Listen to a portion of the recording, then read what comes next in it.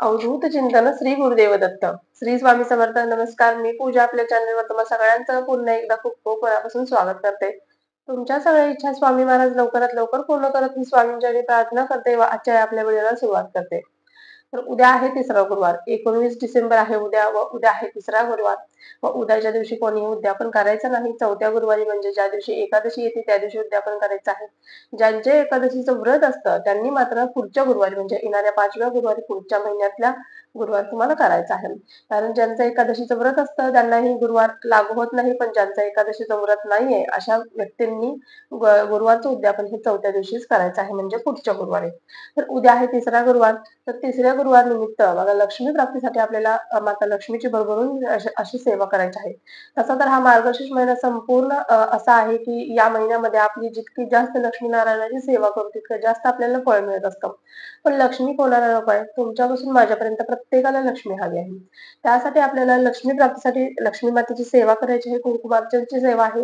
ही सेवा मी तुमच्यासोबत दरवेळेस शेअर करत आलेली आहे. प्रदीप दादांनी दिलेली सेवा आहे व ही सेवा केल्यामुळे लक्ष्मी प्राप्ती होतेच होते. त्याच पद्धतीने लक्ष्मी प्राप्तीचे जे योग आपल्या जीवनात आहेत ते जुळून येतात. कुठेतरी लक्ष्मी प्राप्तीचे मार्ग खुले होतात व ज्या व्यक्तीच्या डोक्यावर ऋण आहे, कर्ज आहे, त्या व्यक्तीला ऋणातून मुक्तता देखील मिळत असते. तर कशा पद्धतीने ज्यावेळेस आपण सेवा करतो बघा, एखाद्या गोष्टीसाठी आपण खूप कष्ट करत असतो. म्हणजे आपल्या घरातील प्रत्येक व्यक्ती सुखात राहावी, आनंदात राहावी, तिच्या चेहऱ्यावरती हसू राहावं, घरामध्ये लक्ष्मी खेळती राहावी. यासाठी एखादी घरातील व्यक्ती जो करती व्यक्ती आहे ती व्यक्ती काबाड कष्ट करत असते, दिवस रात्र कष्ट करत असते, तहान भूक विसरून ती कष्ट करत असते. पण त्या कष्टाला कधीतरी नशिबाची साथ लाभावी अशी प्रत्येकाची इच्छा असते. नुसतं कष्ट करून मरून काही उपयोग नाही. सेवा करणं देखील तितकंच महत्वाचं आहे. आणि फक्त सेवा करून मेवा मिळतो असं देखील नाही. सेवेसोबत कष्टाची देखील जोड द्यावी लागते.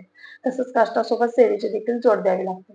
ज्यावेळेस आपण ह्या दोन्ही गोष्टी समभाग समतोल करू, सेवा आणि कष्ट, त्यावेळेस तुमच्या जीवनामध्ये नक्कीच सोन्याचे दिवस येणार आहेत.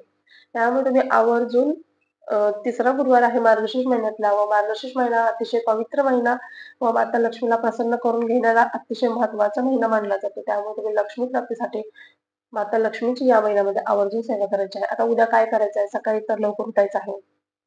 उठल्यानंतर तुमची घरातील जी काही काम आहेत ते करायचे आहेत. घरामध्ये गोमूत्र शिंपडायचं आहे. उंबऱ्याला हळदीचं लेपन करायचं आहे. आणि लेपन वगैरे झाल्यानंतर तुमचं देवपूजा वगैरे काय असेल ते करायचं आहे. तुम्हाला पूजा मांडणी तुम्ही सकाळी करता किंवा सायंकाळी करता, तुमच्या ह्याच्यावरती आहे. तुम्ही पूजा मांडणी केल्यानंतर बघा माता लक्ष्मीच्या मूर्तीवरती किंवा आपल्या कुलदेवी आहे, कुलदेवीच्या टाकावरती किंवा मूर्तीवरती तुम्हाला कुंकुमार्चन करायचं आहे.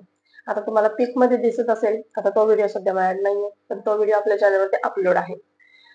त्या पद्धतीने तुम्हाला कुंकुमार्चन करायचं. तुम्ही कुलदेवीच्या टाकावरती किंवा मूर्तीवरती, कुलदेवीचं टाक मूर्ती नसेल तर कुलदेवीला मानून सुपारी जरी घेतली तरी देखील चालेल, किंवा लक्ष्मी मातेच्या मूर्तीवरती किंवा श्रीयंत्रावरती तुम्ही कुंकुमार्चन करू शकता. तुम्हाला भरपूर ऑप्शन दिलेले आहेत. माता लक्ष्मी, श्रीयंत्र, कुलदेवीचं टाक किंवा मूर्ती, या तिन्हीपैकी तुम्ही एकावरही कुंकुमार्चन केलं तरी देखील चालणार आहे. पण कशा पद्धतीने करायचं आहे कुंकुमार्चन, त्याला देखील काहीतरी महत्व आहे. नुसतंच कुंकुमार्चन म्हणून करायचं नाहीये. बघा आता भरपूर अशा महिला आपल्या आहेत की ज्या फक्त माता लक्ष्मीचा एखादा मंत्र म्हणून ओम श्री महालक्ष्मी देवे नमः या मंत्राचा जप करत करत कुंकुमार्चन केलं तर चालते. पण काही विशिष्ट अशा सेवा असतात. या सेवा किंवा या मंत्रांनी किंवा या सेवेने जर तुम्ही कुंकुमार्चन केलं तर त्याचं विशिष्ट असं फळ तुम्हाला मिळत असतं. तर ते कसं काय? बघा, तुम्हाला माता लक्ष्मीचा कमलात्मक मंत्र म्हणायचा आहे. हा एक मंत्र आहे. ओम श्रीम ह्रीम श्रीम कमले कमलालये प्रसिद्ध प्रसिद्ध श्रीम ह्रीम श्रीम ओम महालक्ष्मी देवे नमः. ओम श्रीम ह्रीम श्रीम कमले कमलालये प्रसिद्ध प्रसिद्ध श्रीम ह्रीम श्रीम ओम महालक्ष्मी देवे नमः. हा बीज मंत्र तुम्हाला म्हणत म्हणत कुंकुमार्चन करायचं आहे. पण कशा पद्धतीनं ते आता मी तुम्हाला सांगते. बघा, माता लक्ष्मीला सगळ्यात प्रिय काय आहे? श्री सूक्तम. श्री सूक्त माझ्या प्रत्येक महिलेला येतच असेल. जर नसेल येत तर युट्यूबला लावून द्या. तुम्हाला श्री सूक्तमच्या प्रत्येक ओळीला हा मंत्र लावून तुम्हाला कुंकुमार्चन करायचं आहे. 16 वेळा तुम्हाला श्री श्री सूक्तम बोलायचं आहे. फलश्रुती दरवेळेस म्हणायची नाही. 16व्या वेळेस फक्त तुम्हाला फलश्रुती म्हणायची आहे. आता तुम्ही म्हणाल की आम्हाला म्हणजे वाचता लिहिता येत नाही, तर तुम्ही युट्यूबला लावून द्या. हा मंत्र व्यवस्थित पाठ करून घ्या. एक ओवी झाली की स्टॉप करायचा, तो मंत्र म्हणायचा, कुंकुमार्चन करायचं, नंतर दुसरी ओवी लावायची. अशा पद्धतीने जरी तुम्ही सेवा केली तरी देखील चालणार आहे. आपल्या नित्यसेवेच्या पुस्तकामध्ये श्री सूक्तम दिलेलं आहे.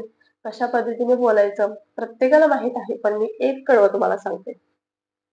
हरि ओम हिरण्यवर्णां हरणीं सुवर्णरजसस्रजां चंद्रा हिरण्मयीं लक्ष्मीं जातवेदो महावः.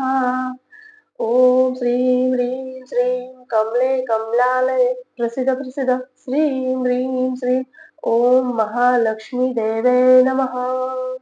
कुंकुमार्चन करायचं. आता तुम्हाला कळलं, प्रत्येक ओवीला तुम्हाला कुंकुमार्चन करायचं. नंतर पुढचं कडवं म्हणायचं.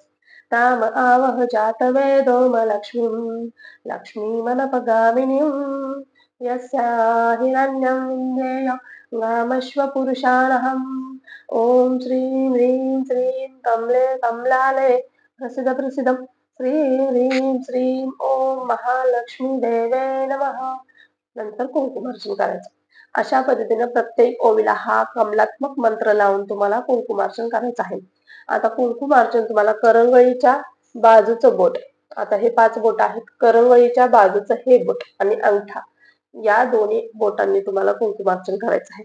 व्यवस्थित कुंकू घेऊन या बोटांनी तुम्हाला कुंकुमार्चन करायचं. ही मुद्रा अशी मुद्रा तुम्हाला करायची आहे. बघा, या मुद्रेने करंगळीच्या बाजूचं बोट आणि अंगठा या मुद्रेने तुम्हाला कुंकुमार्चन करायचं आहे. आणि फलश्रुती शेवटी म्हणायचं आहे. फलश्रुती करताना कुंकू व्हायचं नाही, फक्त हात जोडून तुम्हाला फलश्रुती बोलायची आहे 16व्या वेळेस. अशा पद्धतीने कुंकुमार्चन करायचं आहे. सगळ्यात अगोदर तुम्ही संकल्प घ्या की मी आज 3रा गुरुवार या निमित्ताने या कारणासाठी तुझी आज ही कुंकुमार्चनची सेवा करत आहे, असा संकल्प घ्या. आणि जर तुम्हाला शक्य असेल तर वर्षातून 3 वेळा तर 3 गुरुचरित्र पारायण आपल्या घरामध्ये झाले पाहिजेत. आणि दर मंगळवारी किंवा शुक्रवारी असे 21 मंगळवार किंवा 21 शुक्रवार मी दुर्गा सप्तशतीचे पाठ करेन, असं माता लक्ष्मीला तुमच्या एखाद्या निश्चित कार्यासाठी जर तुम्हाला ही सेवा करायची असेल तर तुम्ही बोलून दाखवू शकता. आणि दर मंगळवारी किंवा दर शुक्रवारी तुम्हाला एका बैठकीत 1 पाठ दुर्गा सप्तशतीचा असे पाठ करायचे आहेत. एवढं लक्षात घ्या. कारण माता लक्ष्मीची अतिशय प्रिय सेवा ती देखील आहे दुर्गा सप्तशतीचे पाठ. त्यामुळे तुम्ही 21 मंगळवार किंवा 21 शुक्रवार देखील अशा पद्धतीने करू शकता. आणि हा पाठ तुम्ही सकाळ संध्याकाळ अशा पद्धतीने जरी वाचलात, सकाळी अर्धा संध्याकाळी अर्धा तरी देखील चालणार आहे. अशा पद्धतीने माता लक्ष्मीची अतिशय प्रिय व प्रभावशाली सेवा म्हणजे कुंकुमार्चन सेवा, अत्यंत प्रिय असणारी सेवा तुम्हाला करायची आहे. कशा पद्धतीने करायची, कसं करायचं तुम्हाला समजलंच असेल. तरी देखील तुमची अजून काही शंका असेल तर आवर्जून कमेंट बॉक्समध्ये विचारा. प्रत्येकाच्या शंकेचे निरसन आपल्या चॅनलवरती आवर्जून केलं जाईल. व्हिडिओ आवडला असल्यास व्हिडिओला लाईक करा, शेअर करा, सबस्क्राईब करा. पुन्हा एकदा भेटू अशाच एका नवीन व्हिडिओ सोबत. तोपर्यंत झालेली सेवा स्वामींच्या रुजू करते. श्री स्वामी समर्थ. धन्यवाद.